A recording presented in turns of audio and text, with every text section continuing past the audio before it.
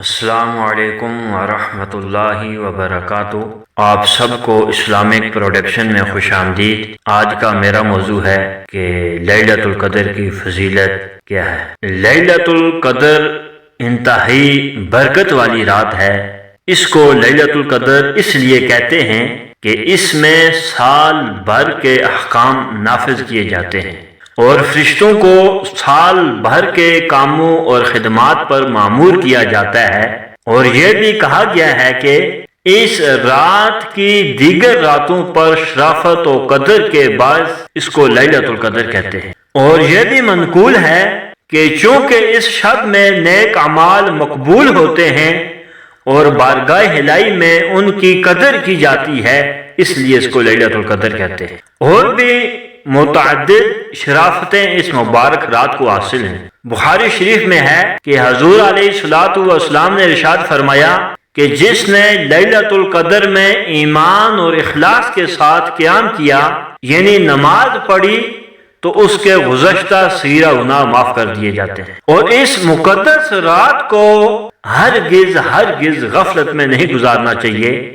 اس رات عبادت کرنے والوں کو 1000 ماہ یعنی 83 ایئرز 4 منتھ سے بھی زیادہ عبادت کا ثواب عطا کیا جاتا ہے۔ اور اس زیادہ کا علم جو ہے وہ اللہ تعالی یا اس کے پیارے حبیب علیہ الصلوۃ والسلام جانتے ہیں کہ کتنا ہے۔ اس رات میں حضرت سیدنا جبرائیل علیہ السلام اور فرشتے نازل ہوتے ہیں اور پھر عبادت کرنے والوں سے مصافحہ کرتے ہیں۔ اس مبارک شب کا ہر ایک لمحہ سلامتی ہی سلامتی ہے، اور یہ سلامتی صبح صادق تک برقرار رہتی ہے۔ یہ اللہ تعالیٰ کا خاص الخاص کرم ہے کہ یہ عظیم رات صرف اپنے پیارے حبیب علیہ الصلوۃ والسلام کو اور آپ علیہ الصلوۃ والسلام کے صدقے سے آپ علیہ الصلوۃ والسلام کی امت کو عطا کی گئی ہے۔ اس سے پہلے نہ یہ رات یعنی لیلۃ القدر کسی نبی کو ملی ہے اور نہ ہی کسی نبی کی امت کو ملی ہے۔ اللہ تعالیٰ قرآن پاک میں ارشاد فرما رہا ہے کہ اِنَّا أَنزَلْنَاهُ فِي لَيْلَةِ الْقَدْرِ، کہ ہم نے اسے شب قدر میں اتارا۔ وَمَا أَدْرَاكَ مَا لَيْلَةُ الْقَدْرِ، اور تم کیا جانو کہ لیلۃ القدر کیا ہے۔ لیلۃ القدر خیر من الف شہر، کہ لیلۃ القدر تو 1000 مہینوں سے بہتر ہے۔ تنزل الملائکۃ والروح فیہا باذن ربہم من کل امر، اور اس میں فرشتے اور جبرائیل اترتے ہیں اپنے رب کے حکم سے ہر کام کے لیے۔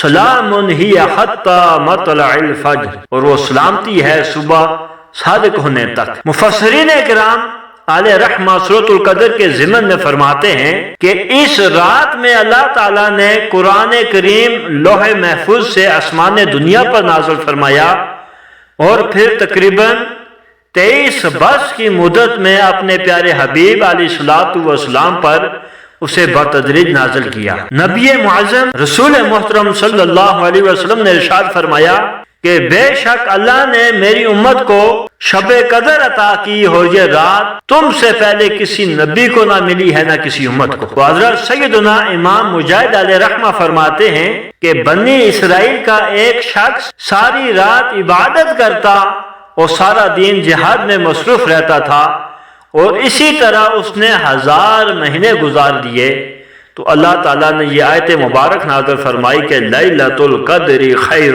من الف شہر، کہ شب قدر 1000 مہینوں سے بہتر ہے۔ یعنی شب قدر کا قیام اس عابد یعنی عبادت گزار کی 1000 مہینے کی عبادت سے بھی بہتر ہے۔ اور تفسیر عزیزی میں ہے کہ صحابہ اکرام نے جب حضرت شمعون علیہ رحمہ کی عبادت اور جہاد کا تذکرہ سنا تو انہوں نے حضرت شمعون علیہ رحمہ پر بڑا رشک آیا، اور حضور علیہ الصلوۃ والسلام کی خدمت ببرکت میں عرض کی کہ یا رسول اللہ صلی اللہ علیہ وسلم، ہمیں تو بہت تھوڑی عمریں ملی ہیں، اس میں بھی کچھ حصہ نیند میں گزرتا ہے تو کچھ طلب معاش میں، کھانے پکانے میں اور دیگر امور دنیاوی میں تو کچھ وقت صرف ہو جاتا ہے، لہذا ہم تو حضرت شمعون علیہ رحمہ کی طرح عبادت نہیں کر سکتے، یوں بنی اسرائیل ہم سے عبادت میں بڑھ جائیں گے۔ تو حضور علیہ الصلوۃ والسلام یہ بات سن کر تھوڑے غمگین ہوئے